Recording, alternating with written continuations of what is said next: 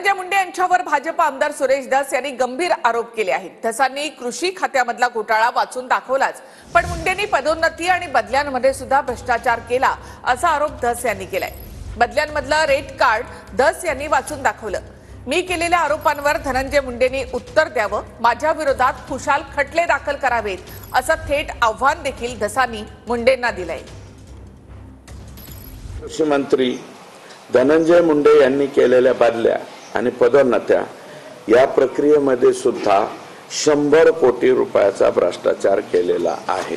आका फक्त बीड जिल्ह्यापुरते नव्हते, गोविंदजी आकांचं कार्यक्षेत्र संपूर्ण महाराष्ट्र होतं।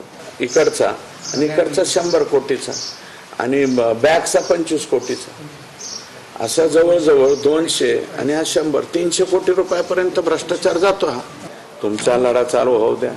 माझ्यावरती तुम्हाला कोणता खटला दाखल करायचा आहे बदनामीकारकचा, तो खटला तुम्ही दाखल करा। बदनामी 100 कोटीचा करा, 200 कोटीचा करा, माझ्याजवळ तर एवढं नाहीये काही, परंतु जेवढा करायचा आहे तेवढा करा, मी ह्याच्यात माघार घेत नाही। आणि त्यांनी म्हणले ना अंजलीताई दामानियांवरती हे दाखल करतो, त्याच्याऐवजी माझं म्हणणं आहे माझ्यावरती खटला दाखल करा, त्या खटल्याला सामोरं जायची माझी तयारी आहे। हे कोणाचं पत्र आहे? भारतीय किसान संघाचं, म्हणजे भाजपाची मातृसंस्था असलेला RSS। बहुतेक मला वाटतं RSSचं मोदी साहेब सुद्धा डावलत नाही आणि आमचे मुख्यमंत्री त्यांची एंडोर्समेंट आहे।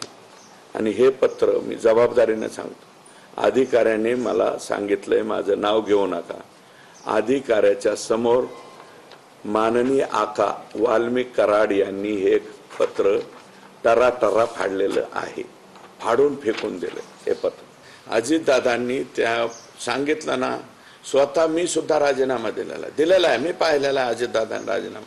तसं माझं म्हणणं काय की धनंजय मुंडेंनी देऊन टाका ना, आता थोड्या दिवसापुरता राजीनामा द्या ना, आणि तुमचा संबंध जर संतोष देशमुखच्या खुनामध्ये नाही आला, हे जे भ्रष्टाचाराचं आहे याच्यात नाही आला, तर परत पुनर्स्थापित व्हा ना तुम्ही।